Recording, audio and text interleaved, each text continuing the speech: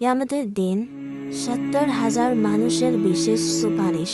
সম্পূর্ণ রহস্য। মানুষ যখন কিয়ামতের মাঠে দাঁড়িয়ে থাকবে, সবাই আতঙ্কে, ভয়ে আর তৃষ্ণায় কাঁপতে থাকবে।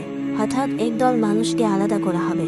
তাদের মুখ হবে পূর্ণ চাঁদের মতো উজ্জ্বল, আর তাদের জন্য অপেক্ষা করবে জান্নাতের একটি বিশেষ দরজা। এরা কারা? এরা সেই ৭০,০০০ ভাগ্যবান মানুষ, যাদের জন্য রাসূল আল্লাহ কাছে বিশেষ সুপারিশ করবেন। হাদিসে এসেছে, কিয়ামতের দিনে এমন ৭০,০০০ মানুষ থাকবে যারা হিসাব নিকাশ ছাড়াই সরাসরি জান্নাতে প্রবেশ করবে। ভাবো তো, কোটি কোটি মানুষের ভিড়ে মাত্র ৭০,০০০ জন। এটা কত বড় সম্মান, কত বড় রহস্য। কারা এই ৭০,০০০ মানুষ?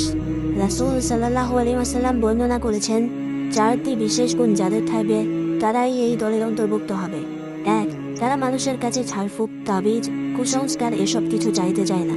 তারা আল্লাহর উপর এটাই ভরসা করে যে তাবিজ কবজে নির্ভর করে না, চিকিৎসা নেই, কিন্তু শিরক বা কুসংস্কার অবলম্বন করে না। 2. যারা কোনো খারাপ বা অশুভ জিনিস থেকে শকুন নেয় না, যেমন বিড়াল রাস্তায় গেলে তাই কাজ হবে না, আজ শুক্রবার তাই খারাপ কিছু হবে, এমন অন্ধবিশ্বাস তাদের মাঝে নেই। যারা শরীর আগুনে দগ্ধ করে চিকিৎসা করত না, অর্থাৎ তারা কষ্টের সময়ও আল্লাহর উপর পূর্ণ ভরসা রাখত। সবশেষ এবং সবচেয়ে গুরুত্বপূর্ণ, তাদের তাওয়াক্কুল, আল্লাহর উপর ভরসা ছিল পরিপূর্ণ। এই তাওয়াক্কুলই তাদের আলাদা করে দেয় লক্ষ কোটি মানুষের ভিড় থেকে। উদাহরণ, বাস্তব কাহিনী। এক সাহাবী রাসূল সাল্লাল্লাহু আলাইহি ওয়াসাল্লামের কাছে এলে তিনি বলেন, হে আল্লাহর রাসূল, আমি এমনই, আমি কারো কাছে ঝাড়ফুঁক চাই না, তাবিজ পড়ি না, খারাপ লক্ষণ দেখি না, আমি শুধু আল্লাহর উপর ভরসা করি। রাসূল সাল্লাল্লাহু আলাইহি ওয়াসাল্লাম বলেন, তুমি ওই ৭০,০০০ মানুষের মধ্যেই অন্তর্ভুক্ত। ভাবো তো, একটিমাত্র সঠিক কাজ একজন মানুষকে কিয়ামতের দিনের সবচেয়ে সম্মানিত দলের মধ্যে নিয়ে যেতে পারে। ঠিক করলে আমরাও সেই ৭০,০০০ মানুষের দলে থাকতে পারি। এসব কাজ নিয়মিত করলে সম্ভাবনা তৈরি হয়। 1. পরিপূর্ণ তাওয়াক্কুল করে তোলা। যা করো শেষে বলো, হাসবি আল্লাহু লা ইলাহা ইল্লাহু আলাইহি তাওয়াক্কালতু। দোয়া করো, চেষ্টা করো, আর ফলাফলের দায়িত্ব আল্লাহর উপর ছেড়ে দাও। অদৃশ্য জিনিস তোমার ক্ষতি করতে পারবে না যদি আল্লাহ তোমাকে রক্ষা করেন। দোয়া করো, সূরা ফালাক, নাস পড়ো, তাহলেই সুরক্ষা। মন পরিষ্কার রাখা, কারো খারাপ কামনা না করা। যাদের মনে হিংসা নেই তাদের উপর আল্লাহর রহমত নামে দ্রুত নামাজে স্থির হওয়া।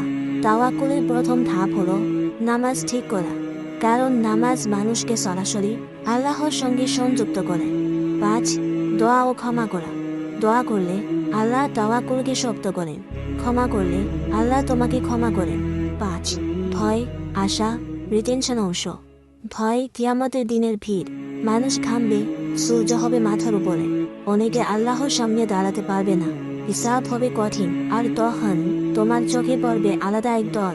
তারা তুলে দাঁড়িয়ে হাসছে, ফেরেশতারা তাদের ডান দিকে নিয়ে যাচ্ছে, তারা কোনো হিসাব ছাড়াই সরাসরি জান্নাতে যাচ্ছে।